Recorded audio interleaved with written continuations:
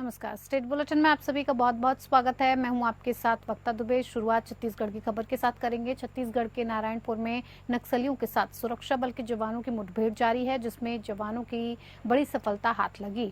अबूझमाड़ में मुठभेड़ में 8 नक्सलियों के मारे जाने की सूचना है। वहीं एक जवान शहीद हो गया है, जबकि एक जवान के घायल होने की खबर है। आपको बता दें कि ये मुठभेड़ कुतूल फरसबेड़ा कोड़तामेटा क्षेत्र में पुलिस और नक्सलियों के बीच चल रही है और इसकी पुष्टि नारायणपुर एसपी प्रभात कुमार ने की है।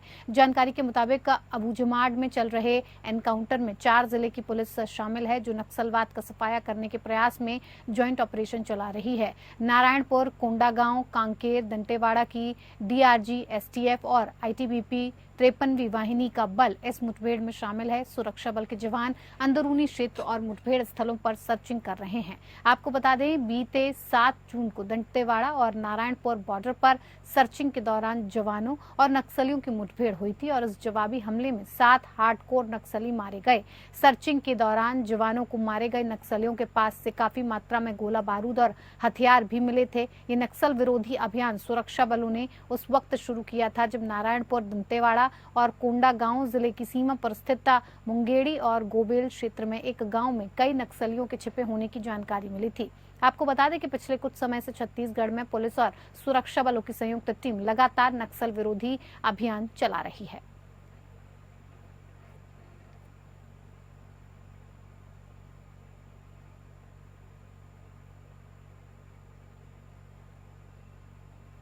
इधर मुंगेली के फरहदा गांव में भक्त माता कर्मा मंदिर की धूमधाम से प्राण प्रतिष्ठा हुई। इस कार्यक्रम में सीएम विष्णुदेव साय मुख्य अतिथि के तौर पर शामिल हुए। उन्होंने भक्त माता कर्मा मंदिर में पूजा अर्चना कर प्रदेशवासियों की खुशहाली और सुख समृद्धि की कामना की। भक्त माता कर्मा की प्राण प्रतिष्ठा के लिए सीएम साय ने साहू समाज के लोगों को बधाई दी है। ये मंदिर बिना किसी सरकारी सहयोगी के बना है। मुंगेली में भक्त माता मंदिर बिना किसी सरकारी सहयोग के तैयार हुआ। गाँव वालों और साहू समाज के लोगों की इसके लिए सीएम ने तारीफ की। उन्होंने कहा कि फरहदा में भक्त माता कर्मा मंदिर की प्राण प्रतिष्ठा होना ग्रामवासियों की एकता को दिखाता है। आप लोगों ने बिना किसी सरकारी सहयोग के इस मंदिर की प्राण प्रतिष्ठा की है, इसके लिए आप लोगों को बधाई। तोखन साहू को सांसद बनाने के लिए भी बधाई। सीएम साय ने इस मौके पर मुंगेली वासियों का आभार जताया। बिलासपुर से बीजेपी के उम्मीदवारों को जिताकर सांसद बनाने के लिए लोगों की तारीफ की है। सीएम साय ने कहा कि आपने तोखन साहू को सांसद बनाया, इसके लिए आपका धन्यवाद। आपके संसद को पीएम मोदी ने अपनी टीम में शामिल किया है और उन्हें केंद्रीय शहरी विकास राज्य मंत्री बनाया गया है। ये पूरे क्षेत्र और छत्तीसगढ़ वासियों के लिए गौरव की बात है।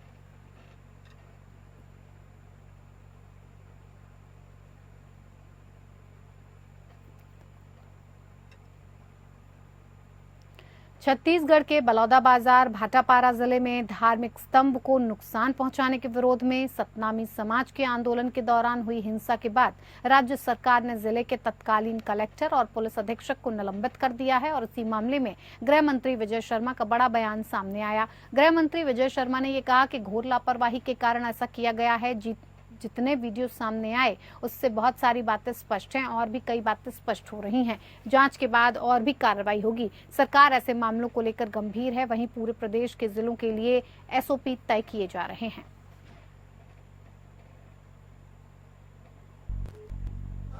तो उनको थोड़ी अपनी चिंता पहले कर लेनी चाहिए। बृजमोहन अग्रवाल जी तो रिकॉर्ड मतों से जीते और उनको ऐसे ही रिकॉर्ड मतों से जीतने के लिए रखा गया था। 100 काम है उनके, 100 काम है ऐसे। अब वो स्वयं अपनी पहले चिंता करें भाई।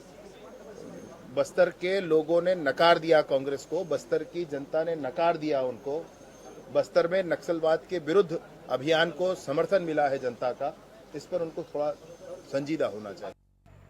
छत्तीसगढ़ में गरीब परिवारों के लिए केंद्र और राज्य सरकार की तरफ से राशन मुहैया कराने का काम किया जा रहा है। केंद्र सरकार के साथ साथ राज्य सरकार भी इस प्रयास में है कि कोई भी गरीब भूखा न सोए। लेकिन ऐसे में जिन लोगों को राशन बांटने की जिम्मेदारी है, वो ही दीमक की तरह राशन को सफाचट करने की फिराक में है। ये तो गरीबों के निवाले पर डांका मारने वाली बात है। आपको बता दें कि बलरामपुर जिले के शंकरगढ़ क्षेत्र में राशन घपले की बात सामने आई थी। इसका खुलासा होने के बाद पुलिस ने पंचायत सचिव और सहायक विक्रेता को गिरफ्तार कर लिया है। है। शंकरगढ़ के भुवनेश्वर में गरीबों को बांटे जाने वाली सरकारी राशन में गबन की बात सामने आई थी। इस केस में पुलिस ने पहले रिपोर्ट दर्ज की और उसके बाद इसमें एक्शन लेते हुए भुवनेश्वर के ग्राम पंचायत सचिव और सहायक विक्रेता को गिरफ्तार कर लिया है। इसके साथ ही फरार सरपंच की गिरफ्तारी को लेकर कोशिशें तेज कर दी गई हैं।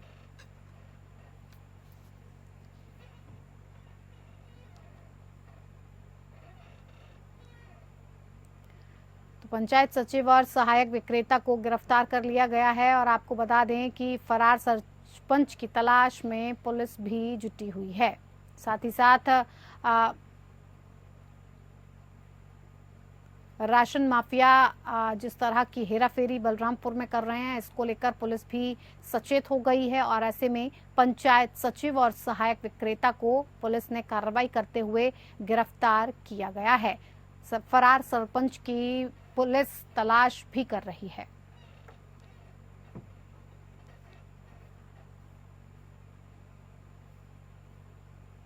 छत्तीसगढ़ में लोकसभा चुनाव के रिजल्ट आने के बाद सियासी बयानबाजी तेज हो चुकी है। एक ओर कांग्रेस और बीजेपी एक दूसरे पर आरोप लगा रहे हैं, तो वहीं दूसरी ओर भारतीय जनता पार्टी के बयान पर कांग्रेस विधायक कवासी लखमा ने पलटवार किया है। वहीं रायपुर लोकसभा के नवनिर्वाचित सांसद ब्रजमोहन अग्रवाल को लेकर पूर्व आबकारी मंत्री कवासी लखमा ने मीडिया को यह बयान जारी करते हुए कहा कि बीजेपी का अंदरूनी मामला चालू हो गया है। ब्रजमोहन अग्रवाल न घर के रहे न घाट के रहे। छत्तीसगढ़ में डंडे के रूप में काम करते थे, लेकिन अब उन्हें गिल्ली बना दिया गया। विष्णुदेव की सरकार उन्हें कहीं का नहीं छोड़ेगी। ना वो विधायक बन सकते हैं, ना सांसद बन सकते हैं।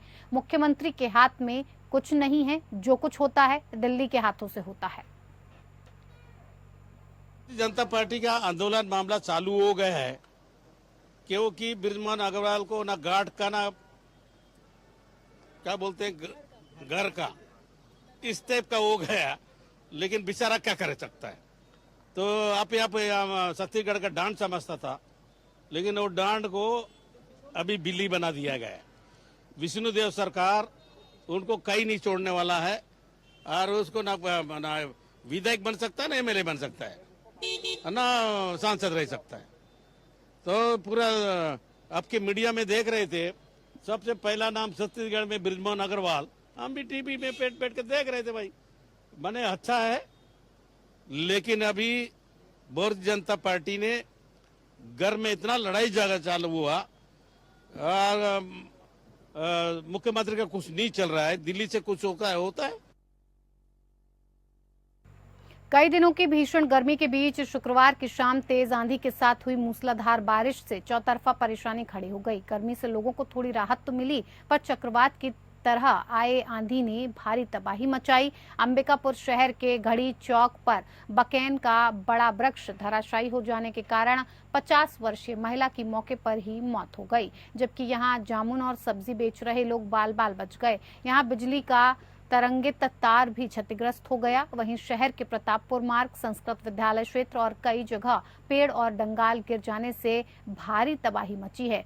प्री मानसून ने दस्तक दे दी है, जो अपने साथ परेशानी लेकर आया है। शहर के कई क्षेत्रों की बिजली व्यवस्था भी ठप हो गई है। कई जगह बिजली पोल और तार केबल टूटकर गिर गए। बिजली कर्मी और नगर निगम का अमला पेड़ काटकर हटाने में जुटा हुआ है।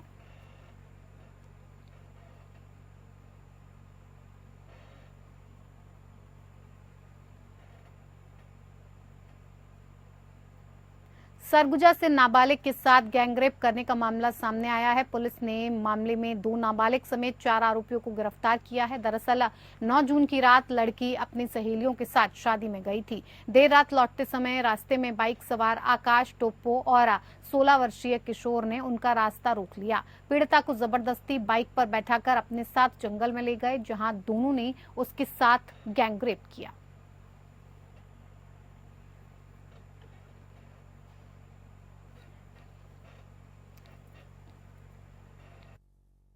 जामताड़ा के लचर बिजली व्यवस्था और खेल घोटाले को लेकर बीजेपी युवा मोर्चा ने चंपई सरकार का पुतला दहन किया। पुतला दहन कार्यक्रम में बीजेपी नेता सह पूर्व मंत्री सत्यानंद झा बाटुल शामिल हुए।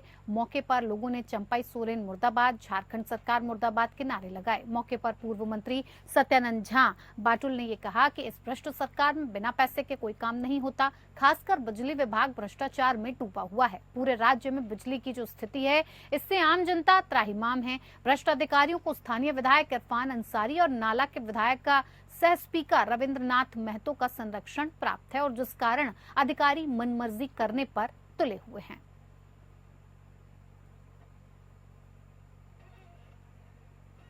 जनता युवा मोर्चा के नेतृत्व में, उनके अध्यक्ष अनु पांडे जी के नेतृत्व में आज जामताड़ा के मां चंचला चौक पर झारखंड के मुख्यमंत्री चंपई सोरेन जी का पुतला फूंका गया। ये पुतला सिर्फ इसलिए नहीं फूंका गया कि हम उनके विरोधी पार्टी हैं। ये पुतला उन लोगों के समर्थन में फूंका गया है जो रात भर गर्मी के कारण जग रहे हैं। छोटे छोटे बच्चे आज सो नहीं पा रहे गर्मी के कारण, क्योंकि बिजली नहीं है। बच्चे पढ़ नहीं पा रहे क्योंकि बिजली नहीं है। अस्पतालों में अच्छा इलाज नहीं मिल रहा है क्योंकि बिजली सही से नहीं आ रही है। ये पूरे राज्य की जनता अस्त व्यस्त है, त्रस्त है सिर्फ बिजली की कमी से। बिजली की जो व्यवस्था है, इन्होंने अभी बताया कि भैया 8-8, 10-10 दिन से गांव में बिजली, और ऐसा है लोग आते हैं तो पैसा चाहिए, जेई को पैसा चाहिए, उसका दलाल को पैसा चाहिए, तब ट्रांसफार्मर जाएगा, ट्रांसफार्मर लगाया जाएगा। इस तरह का जो एक बिजली विभाग के द्वारा कार्य किया जा रहा है, यह निंदनीय है। और ये कार्य क्यों हो रहा है? क्योंकि यहाँ के विधायक, यहाँ के स्पीकर का संरक्षण प्राप्त है। ये लोग भ्रष्ट अफसरों को संरक्षण देते हैं, उनके साथ उनकी साठगांठ है, इसलिए ऐसा काम होता है।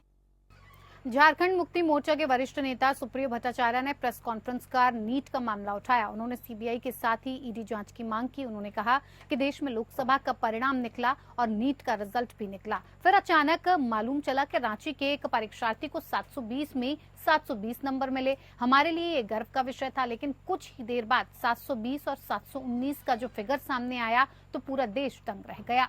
कुछ लोग चुनाव के आपाधापी में भूल गए थे कि उस वक्त बिहार, गुजरात, राजस्थान में 3 बीजेपी शासित राज्य में इन तीनों जगह पर पुलिस ने नीट के पेपर लीक प्रकरण में कई लोगों को गिरफ्तार किया। ये बातें उस समय चुनावी शोर में दब गई थी, लेकिन पूरा एक कुचक्र जो मेधावी छात्रों का भविष्य का बेड़ा पार कर रहा था, उस पर किसी का ध्यान नहीं था।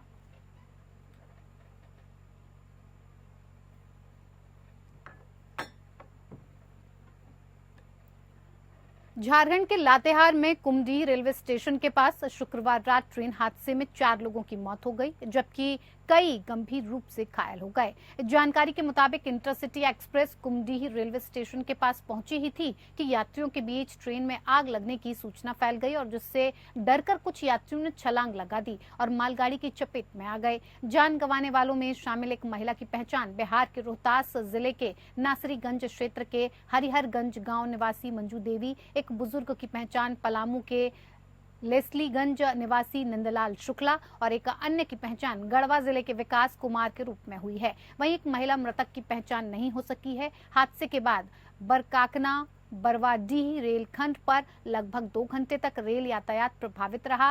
रांची सासाराम इंटरसिटी एक्सप्रेस शुक्रवार शाम 5 बजे रांची से खुली थी। रात लगभग 8 बजे ट्रेन लातेहार के कुमडी स्टेशन के पास पहुंची। यहां ट्रेन का ठहराव नहीं है, लेकिन ब्रेक लगाए जाने के कारण ट्रेन धीमी गति से चल रही थी। इसी बीच किसी ने अफवाह फैला दी कि ट्रेन के इंजन में आग लग गई और इसके बाद अफरा तफरी मच गई और कई यात्री घबराकर चलती ट्रेन से उतरने की कोशिश करने लगे। कई लोग नीचे कूदकर भागने लगे। कुछ यात्री बगल वाली पटरी पर गिर गए, जिन्हें विपरीत दिशा में आ रही मालगाड़ी कुचलते हुए निकल गई।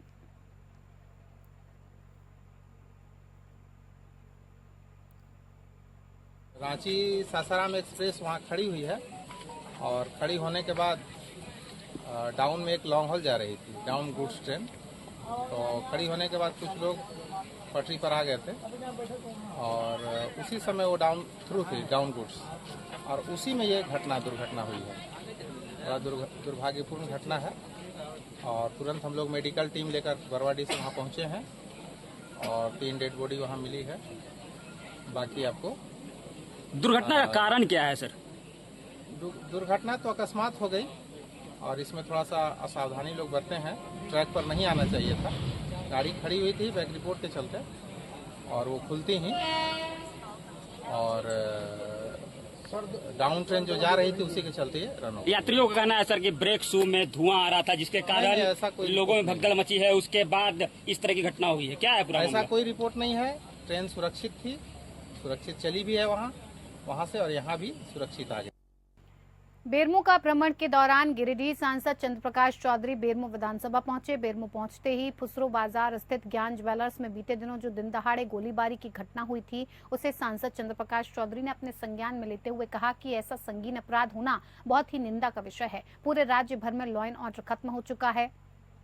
आए दिन लोगों को धमकियां मिल रही हैं और जिसकी प्रशासन को सूचना देने के बावजूद कोई कार्रवाई नहीं हुई, जो कि हमारे लिए दुर्भाग्य की बात है। अगर इस गुंडाराज पर रोकथाम नहीं लगाई गई तो हम लोग आंदोलन का रास्ता भी अपनाएंगे। साथ ही बेरमो भ्रमण करते हुए चंद्र प्रकाश चौधरी आजसू कार्यालय करगली पहुंचे, जहां पार्टी के नेता और कार्यकर्ताओं ने उन्हें संबोधित कर स्वागत किया। इसके साथ ही आजसू पार्टी के केंद्रीय सचिव संतोष महतो ने बातों को रखते हुए कई समस्याओं पर भी चर्चा की, जैसे BLA आउटसोर्सिंग कंपनी में कर्मचारी 2 साल से अपने पहचान पत्र के लिए तरस रहे थे। उन सभी 44 कर्मचारियों को पहचान पत्र दिलाने का काम माननीय सांसद जी ने किया। साथ ही पानी, बिजली इत्यादि जैसी समस्याओं पर भी विशेष चर्चा की गई।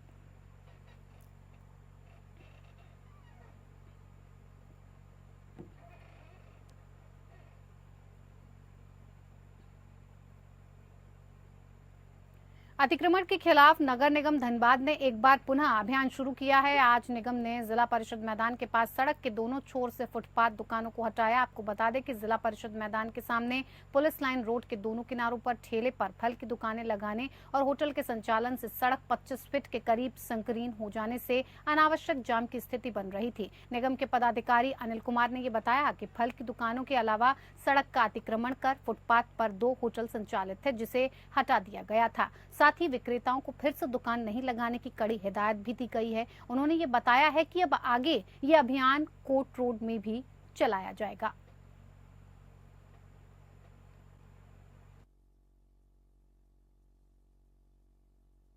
फुटपाथ पर संचालित 2 होटल्स को लेकर यह अभियान चलाया गया है। सड़क का अतिक्रमण कर व्यवसाय चलाने वालों पर निगम सख्त हुआ है। निगम का बुलडोजर चलता दिखाई दिया है। फल दुकानें और होटल हटाए जा रहे हैं, जिन्होंने भी इस सड़क पर अतिक्रमण कर रखा है। फुटपाथ पर संचालित 2 होटल्स को भी इस बीच हटा दिया गया है। जिला परिषद गेट के पास अभियान चलाया जा रहा है। जो भी सड़क को अतिक्रमण करके रखे हुए हैं, उन्हीं के खिलाफ अभियान चल रहा है और हम जो देख रहे हैं उसको हटा भी रहे हैं। फल वाले हैं, परमानेंट होटल बना लिए हैं, उनको यहाँ से हटाएंगे। सर, कुछ होटलों में शराब की बोतलें भी मिली। कंप्लेन बार बार आता था और ये तरीके से पूरी तरीके से अतिक्रमण करके लगभग 40 फीट का जो है, 30 से 40 फीट के अंदर में 2 होटल चल रहा है। पूर्व में भी कंप्लेन था और नगर आयुक्त के निर्देश पर ये कार्रवाई की जा रही है। ये अभियान लगातार चलेगा, आगे भी चलेगा अभियान, आगे भी लगातार चलेगा। देश के प्रधानमंत्री बच्चे बच्चे की जुबां पर हैं, ये तो सभी जानते हैं, पर बच्चों का उनके प्रति लगाव और उनका सम्मान करना भी बच्चे बखूबी जानते हैं। धनबाद के झरिया की रहने वाली एक ऐसी ही बच्ची सानिया कलीम है, जिन्होंने प्रधानमंत्री नरेंद्र मोदी की चित्र उकेरा है, जो अपने आप में अद्भुत है और ये अन्य पेंटिंग से बिल्कुल अलग भी है, क्योंकि इसे बनाने में कोई रंग का नहीं बल्कि धागे का इस्तेमाल किया गया, जिसमें सफेद और काला दो तरह के रंगों को इस्तेमाल में लाया गया। सानिया ने खास बातचीत में बताया, पीएम की तस्वीर तैयार करने में करीब 3 महीने लगे। 3 महीने की कड़ी मेहनत का ही परिणाम है कि सानिया ने प्रधानमंत्री की हूबहू तस्वीर उतार दी।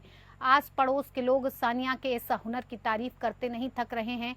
सानिया की इस कलाकारी से आज हर किसी को प्रेरणा मिल रही है। BBM कॉलेज बलियारपुर से स्नातक कर रही सानिया ने बताया कि उसने 10वीं की पढ़ाई ISL के झरिया से की है और जब वो 10वीं कक्षा में थी तभी से पोर्ट्रेट बनाने का शौक चढ़ा। इस क्षेत्र में कुछ नया करने की हमेशा से चाह रही। पेंसिल स्केच, कला पेंटिंग तो हर कोई करता है, पर कुछ अलग करने की इसी चाह की वजह से आज धागे से चित्र बनाए और वो चित्रकारी भी इतनी सुंदर बनी कि लोगों की खूब वाहवाही भी मिल रही है।